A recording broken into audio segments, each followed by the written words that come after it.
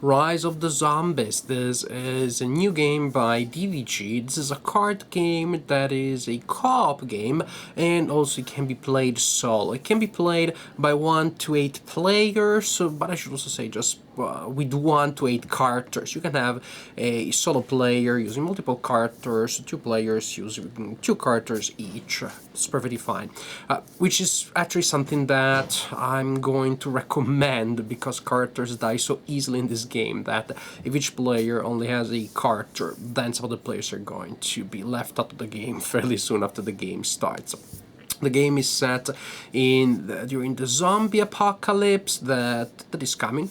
We all know it's coming, and so we can just as well start preparing and train ourselves psychologically as well as intellectually, tactically, strategically by playing games such as this one.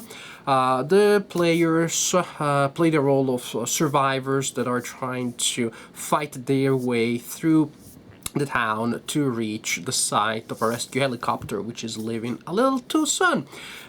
And of course, either they'll get there or they will be left behind, or they may not even make it there. This is a general idea. Let me show you how the game works. Each player in the game uses a character represented by a card, such as this one. The character may have an intrinsic weapon. In that case, you have the combat table for that weapon printed directly on the card. Not all characters start with the ability to use a weapon at the beginning of the game, and then characters have special abilities printed at the bottom right corner of their card. Each card is also represented by a standee that goes on the first card of the game, the safe house. This is where the characters start. The last card in the game will always be the rescue helicopter. This is the location that the characters are trying to reach before the end of the game, before the time runs out. If the characters are in that location and there are no zombies there, because zombies would prevent them from getting on the copter, well, if that is the situation, they're there, no zombies there, then they win the game. But there are 2 ways in which the game may be lost. One is the characters become zombie food before they get there. All characters are slaughtered, or time runs out. There is only a limited amount of time that you have to complete your mission. The amount of time depends on the number of players that you have and the level of difficulty that you are using for the game. And if time runs out, no matter how many survivors you still have on the table, then you still lose the game. The copter leaves without you. But that is something you should not worry too much early on, the first couple of times in which you play the game, because the game is very hard. Being murdered by the zombies is going to be by far the most likely way in which you're going to lose the game for the first couple of times that you play the game, and maybe even more than just a couple of times. Then each game you will use a token such as this one. The big number represents the number of characters that you have in the game, such that you have tokens to represent different numbers too. And this is a reminder to tell you the infestation modifier that you use with that amount of characters. And if there's a modifier here, the number of zombies that you will have to face will increase, and the hand size and the amount of health points that each character has. 2 characters have 6 cards in their hand and 6 health points. So in this case, if you're ready to play the game, we just assign 6 cards to each player. These cards can be kept secret, or you can show them to your fellow survivors. That is completely up to you. And having good communication with your survivor friends is clearly very, very important. You need to coordinate actions if you want to have any hope to survive. Now, there are several types of cards. Before I tell about them, again, turn structure. At the beginning of the game, at the beginning of each turn, you will have the draw phase, during which players can discard as many cards as they want from their hand, and then they will draw cards from the action deck up to their maximum hand size. The hand size is equal to the health point pool that you have. At the beginning of the game, the two things are the same, 6 health points, 6 cards, but as characters take wounds, and you record the amount of wounds using those tokens, then the hand size decreases. This character, for example, only has 4 cards in her hand. This limit only applies to the beginning of the turn during the draw phase. So in this case, she would have to go down to 4 cards only. But when the turn progresses, game effects of all sorts may give you more cards, and that is perfectly fine. You can have 20 cards during your turn. The only important thing is that you go down to your maximum hand size at the beginning of the next turn. There are several types of cards, and you can play them freely during your turn.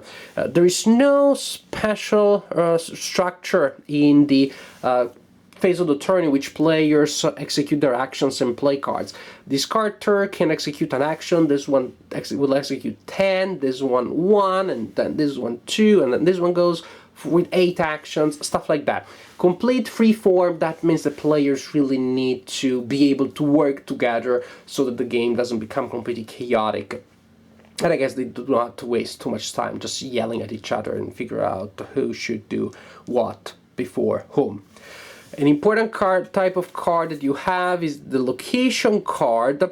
When you play location card, the character that played that card immediately moves on that card, and when that happens, there may be special effects that need to be implemented. You may receive extra cards, and then you have to add new zombies to that location. The infestation value of each card is the number of the position of the card in the card sequence. The safe house is number 1, the rescue copter is always number 8. And that may be modified by this thing here. In this case, for example, here we have an infestation value of 2 because of the position, but alas, plus 4 because that's what the card says. So we have a total of 6. We do not have any cards or effects here that can reduce that. Then we draw cards from the zombie deck, and we look at the value printed on the top right corner of each zombie card until we meet or exceed the infestation value. Value 6, these are the zombies that attack our poor cheerleader. Well, at least that they show up in that location. Lucky enough, that location also gives advantages when attacking the zombies. Some zombies may have the fast ability and then they would attack immediately. This is not the case here. After a character moves in a new location, another character may follow by playing a card that has a follow symbol on it. In that case, you ignore everything else on the card, you spend the card just for that, and you can follow the other player. And those are the only 2 ways in which you can move in the game, actually. You play a new location or you follow. Then characters can play cards for their printed effects. Many cards are just self-explanatory. When the situation described by the card applies, you play the card and you gain the benefit that comes from the card. Some cards are items that can be readied. The number printed on the top right corner of the card indicates the amount of experience points that you spend to ready that card. For example, this one is a free card and you can ready it for free. Then as you kill zombies, you will gain experience points, and experience points can be spent to ready more powerful cards, such as, for example, the chainsaw. Cards that allow you to heal also usually need to be readied that way. You can play cards, and also each turn you have a free attack, which you can launch using your intrinsic weapon or using one of your readied weapons. Very simple. You roll 1d6, you look at the values on the combat table on the card, and that tells you the amount of wounds that you inflict on the target zombie. You can also use a weapon for a final attack. That means that you expand the card is gone, you pretty much throw it at the opponent, I guess, and you inflict that amount of wounds, the printed amount of wounds, automatically on your target zombie. It can be very powerful, it is very useful, but but then of course the card is spent. So you gain experience, you spend experience to ready cards, and you continue like this. As I said, you have only a free attack, but you can get extra attacks each turn for each card that has that symbol and that you spend that way. You spend by ignoring everything else on the card, you only use it for the symbol, and then you get an extra attack which you can launch again, exactly like your free attack. Any of your weapons, stuff like that. You're trying really to remove as many of these guys as possible before the end of the turn. Because when you're done, when all the players are done attacking, playing cards, and doing stuff, then the zombies will do their stuff. If there are zombies that in the sequence of cards that do not have any survivor in the location, then the zombies will move by one location towards the survivors. And zombies in a location with survivors will attack. Some zombies have the group notation, then these ones will attack each character. Some are individuals and some have other abilities, for example blocking. You cannot go past those zombies. To resolve zombie attacks, very simple. You roll 1d6 and you look at the table, and that tells you the amount of wounds that that zombie inflicts on the target, and you record that using numerical tokens that you place on the character card.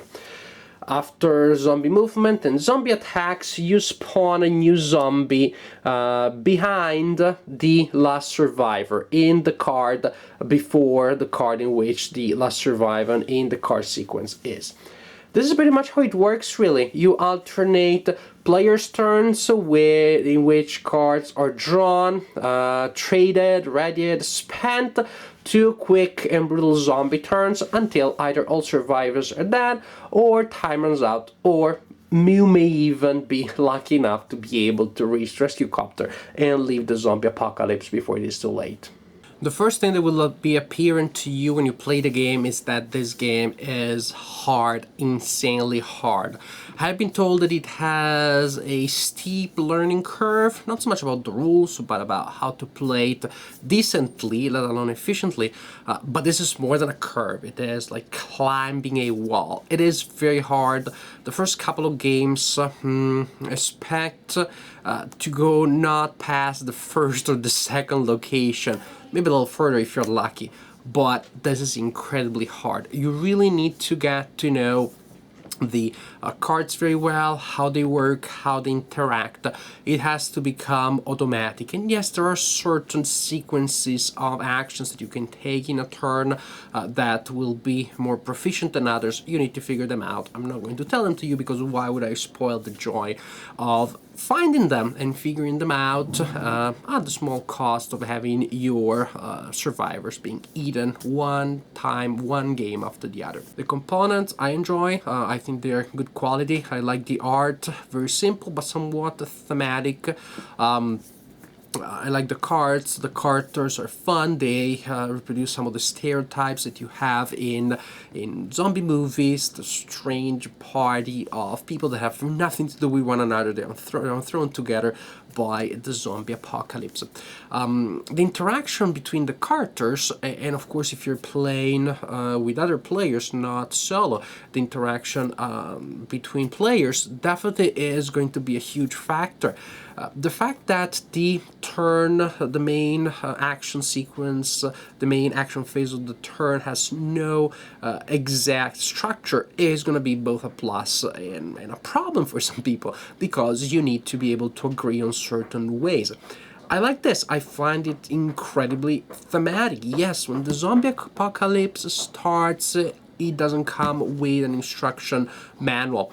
People have to agree on things, figure out, and make it work. And if you think about zombie movies, which are such a big source of this game, I think that the game really captures what happens there. In zombie movies, the story is so often about the interaction between the survivors, about leadership, about personal feelings and emotions, about struggles that happen there, about personal incomprehension, biases, prejudices, about all that the survivors bring to the fight, almost more than the zombies and what happens around them. The recent Walking Dead, both the comic book and the TV show, of course, are an excellent example for that. The comic book even better, I believe. It has more complexity there, but this is a theme that has been there all along and that has made the zombie genre so interesting. Well, to me, this is perfectly captured here because you're going to have chaos and people will need to be able to work together to survive. I think this is going to be a big test, not just for the players' skills, the gaming skills of the players, but also the social skills, the abilities they have to come together. The game is very thematic. There is a random factor which is considerable. Sometimes certain combinations of zombies that attack you at the beginning of the game will just be impossible to defeat. It happens, just restart the game. Do not take it too personally. It is the zombie apocalypse. You should not get too attached emotionally to any of the survivors or you're gonna be very sad. But to me, it works. It really fits with the theme. Combat happens all the time, a lot of resources that you can use, a lot of things that enter the experience, looking for new locations, that is part of the fun. Of course, you have to choose between just running from a certain location to another one that may be a little dangerous or risk and stay longer in your location, waste time that way while you're looking for another location. There are a lot of tough decisions, and when you put the extra challenge of having to interact with the players and the extra challenge of having to figure out how not to have the players kill each other before the zombies even become a problem, I think that is a great element of this game. I enjoyed it very much. I don't know if this is going to be a universal pleaser because it is so hard and because there's so much tension involved. It involves so much participation. But of course, this to me is precisely what makes a game good. A game that is immersive, that is thematic, that is very challenging, very hard. This one is so hard actually. For once, I probably would not mind if it came with some introductory scenarios, maybe a zombie deck that is a little easier just to get used to the idea. But you can improve. Becoming very good at this game is going to be a long and painful process, but if you enjoy the zombie theme, if you enjoy challenging, hard co-op and solo games, I think that this is one for you.